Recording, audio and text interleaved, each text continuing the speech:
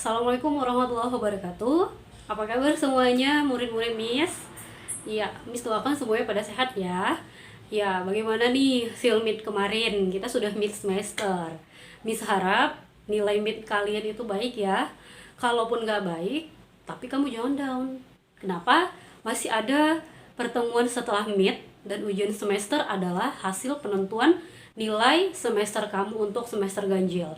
Nah, di pertemuan ke-9 kita akan membahas tuh topik yang berbeda dengan yang lalu. Topiknya adalah tentang sudut. Ya, sudut itu akan dibahas pada dimensi 3. Judul kita hari ini adalah sudut dalam dimensi 3. Kita tetap bahas dimensi 3 ya, atau dikatakan dalam ruang. Lalu, apa sih yang dikatakan sebagai sudut? Ya, apakah titik masuk dalam topik kali ini? Ya, jadi untuk materi tentang sudut, kita hanya bahas tentang garis dan bidang saja. Nah, kalau pada titik itu tidak ada ya, namanya titik ya. Tidak ada sudut yang ada, tidak terdapat sudut pada titik tersebut. Miss, bagaimana sih contoh nih ya? Bagaimana contohnya untuk menentukan bahwa pada dalam dimensi 3 itu ada sudutnya? Perhatikan contoh berikut ini. Oke. Ya, Miss memberikan demonstrasi untuk kalian ya. Jadi Miss bawa ada laptop nih. Ini ada laptop. Kemudian kalau kamu perhatikan pada laptop ini, udah nampak? Di sini akan ada sebuah garis dan satu lagi ada juga garis. Yang mana Miss? Pada layar laptop ini, nih layar ya, layar. Di layar laptop ini itu dibuatlah sebagai garis. Kemudian pada keyboardnya ini itu juga garis. Artinya apa? Antara dua buah garis terdapat sudut, ya kan? Yang mana Miss sudutnya? Kita lihat nih. Sudut di antara dua buah garis itu nih yang Miss tunjuk ini adalah sudut di antara dua garis. Kemudian contoh lain adalah ketika kamu melihat dua atap. Maksudnya ketika kamu berada di luar rumah, pasti kamu lihat tuh atap atau genting rumah itu adalah wujud dari bidang terhadap bidang. Di antara dua bidang bertemu pasti ada sudutnya. Oke, kita lihat hari ini. Nah, sudah kita lihat demonstrasinya bahwa di antara garis dan bidang itu ada sudut. Kita lihat langsung pada konsep. Maksudnya adalah jika pada bidang alfa, oke, Miss kasih namanya bidang alfa ya. Bidang alfa, kemudian ada garis lurus nih.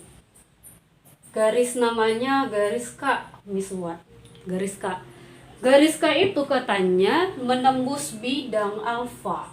Kalau kata menembus berarti dia proyeksinya putus-putus. Sambung lagi. Itu namanya menembus. Kemudian ada garis L.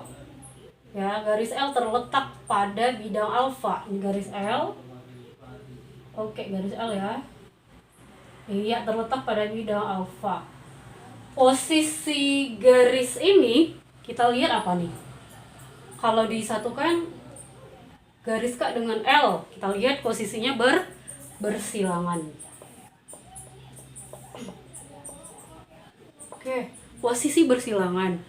Lalu, bagaimana kita ingin mengetahui bahwa ketika garis K menembus bidang alfa dan ada L yang terletak pada bidang alfa itu adalah garis, dan bagaimana menentukannya? Kita lihat kata teorinya nih, ya, kata teorinya. Garis K itu bersilangan dengan garis L. Bagaimana menentukannya? Tinggal menggeserkan garis L ke garis K. Dengan syarat di garis K itu harus ada titik tertentu. Misalnya ada A. Dah, titik A. Kemudian pada L itu Miss buat titiknya di sini ya. Titik B. Oke. Boleh digeser terhadap garis K. Kita geser nih. Oke. Berarti di sini. Tak ulangi gambarnya, jadi posisi garis ini ya, dia naik nih garis L, ya kan? Posisinya naik kemari. Udah, disinilah tadi si B-nya, di sini tadi si A-nya, lalu disinilah sudut yang terdapat di antara kedua garis itu. Oke, inilah sudut yang terletak pada dua garis. Nah, kalau dia posisi seperti ini, kita pastikan dulu di dimensi 3 itu dia membentuk apa? Segitiga kah? Pasti segitiga ya. Kalau udah yang seperti ini konsepnya pasti segitiga. Kalau dia sudah segitiga, kita tinggal ngatain dulu berapa panjang rusuk atau sisi-sisi dari bangun ruang yang diketahui. Itu ya maksudnya. Nah, sekarang berarti besar sudutnya adalah sudut, sudut KL. Nih, ini kan garisnya dari K dan L ya. Sama dengan besar sudut, kalau Miss buat ini titik ketemunya atau titik potongnya itu sebagai O. Ya kan? Sebagai O. Jadi besar KL itu, sudut KL sama dengan sudut AOB. Oke, jadi besar sudut KL itu sama dengan besar sudut AOB. Nah, titik pusat mereka adalah di O. Itu untuk yang bersilangan. Lalu bagaimana kalau garis yang kita buat itu berpotongan, Miss? Kita buat contoh untuk yang berpotongan. Kita ambil bidang alfa.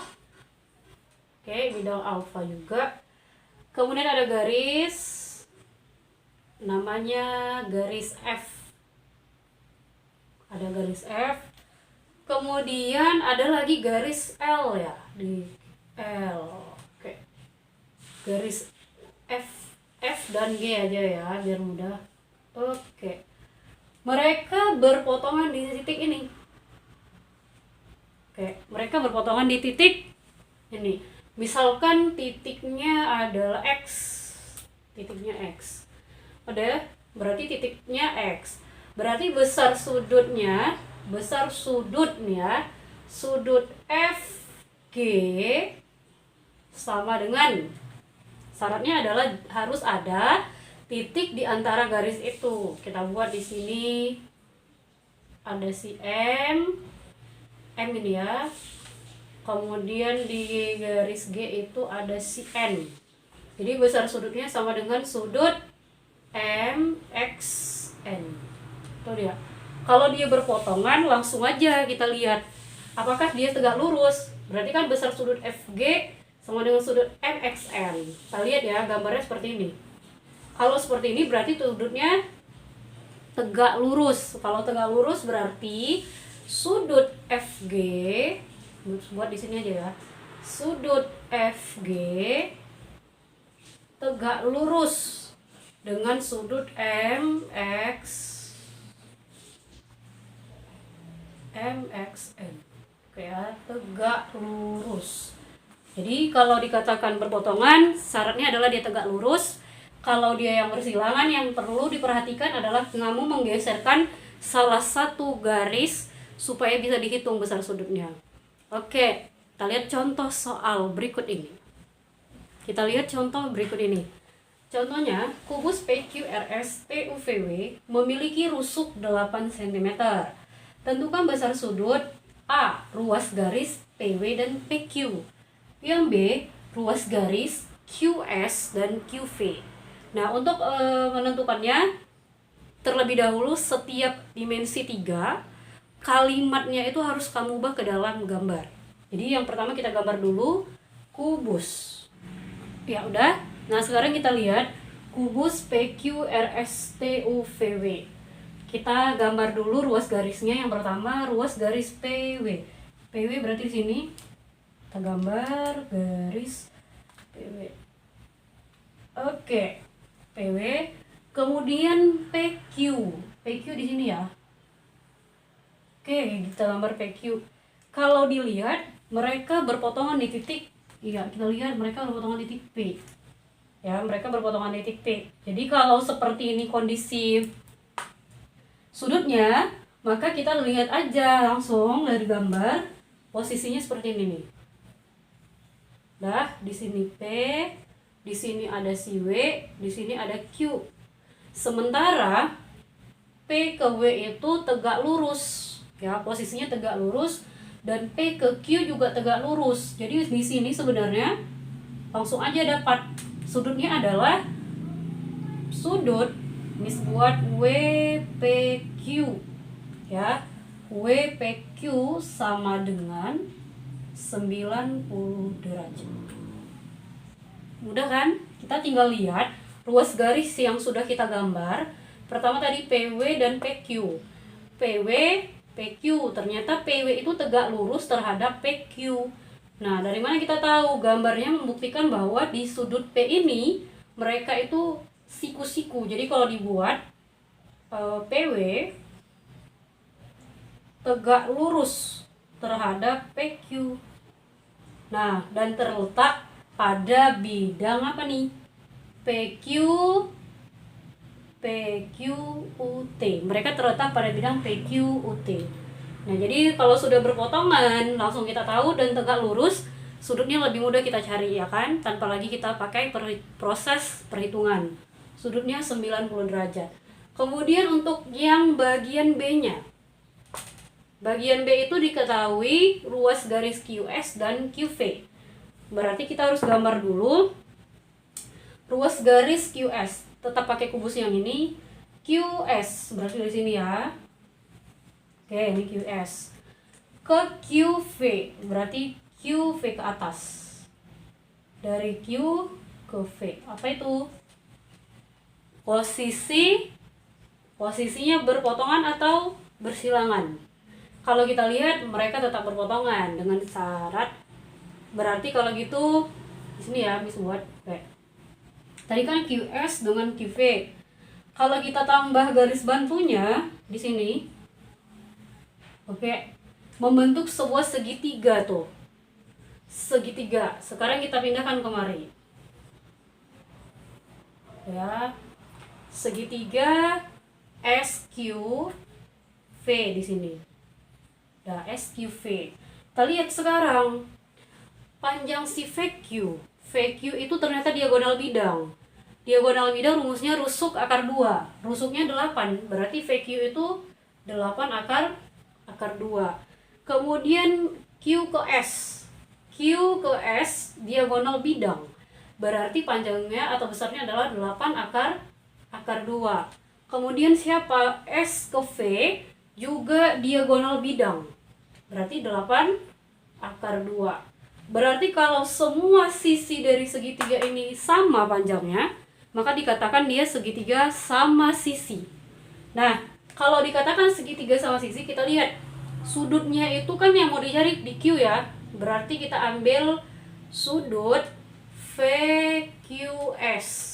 Nah, sudut VQS adalah 60 derajat. Tahu dari mana, Miss?